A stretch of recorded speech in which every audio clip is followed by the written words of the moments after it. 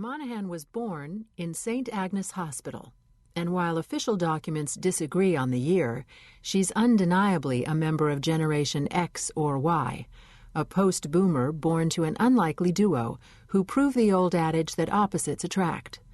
Patrick Monaghan, described by his daughter as the world's most taciturn Irishman, was the oldest of 7 children. He grew up in a crowded South Baltimore row house and later the Charles Village area. Meanwhile, Judith Weinstein was the youngest of 5 from a well-to-do Northwest Baltimore family. She was just entering college when her father's eponymous drugstore chain entered a messy and devastating bankruptcy. Monaghan and Weinstein met via local politics, working on Carlton R. Sickles' failed 1966 bid for the Democratic nomination for governor. The couple remain active in politics.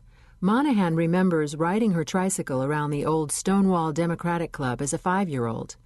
Her father worked for years as a city liquor inspector, then began running his own club, The Point, which has thrived in an unlikely location on Franklintown Road.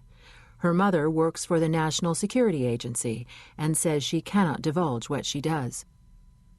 "I'm pretty sure she's a secretary," Monaghan says, "but for all I know she's a jet-setting spy who manages to get home by 5:30 every night and put supper on the table."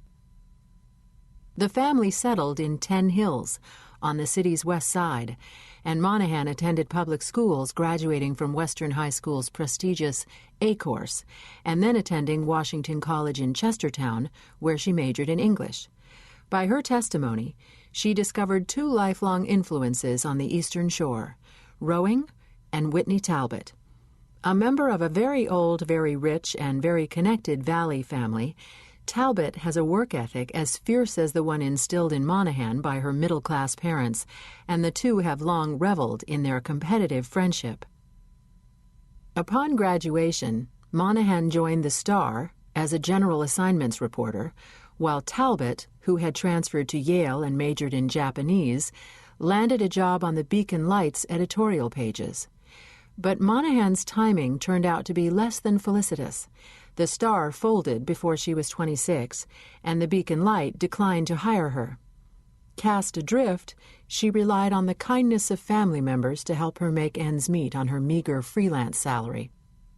She lived in a cheap apartment above her aunt's bookstore in Fells Point and relied on her uncle to throw her assignments for various state agencies. It was in Kitty Monaghan's store, Women and Children First, that she met her current boyfriend, Edward Crow Ransom. When she was 29, she fell into P.I. work and likes to call herself the Accidental Detective, a riff on Ann Tyler's The Accidental Tourist. "Does anyone plan to become a private detective?" Monaghan asks.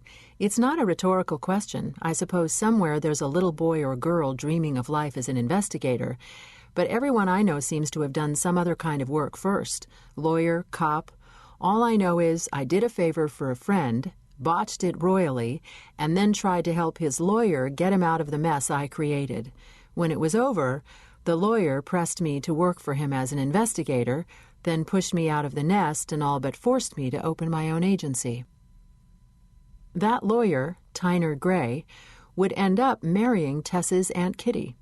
Monaghan pretends to be horrified by this development, but seems to have genuine affection for the man, who has mentored her since she was in her late 20s. Her agency, Keyes Investigation, Inc., is technically co-owned by Edward Keyes, a retired Baltimore police detective who seems to spend most of his time in Fenwick Island, Delaware. Asked to comment for this story, Keyes declined repeatedly and would not respond to rumors that he has, in fact, met Monaghan in the flesh only once. Monaghan appears to be the sole employee on the premises of the one-time dry cleaners that serves as her office, although she jokes that there are 2 part-time workers who have agreed to accept their compensation in dog biscuits. Those would be S.K., a retired racing greyhound named for her love of Baltimore's best-known sausage, and Miata, a docile Doberman with infallible instincts about people. "If she had growled at you, I wouldn't have let you over the threshold," Monaghan says. "I've learned the hard way to trust Miata." The office is filled with Baltimore-bilia, the old time for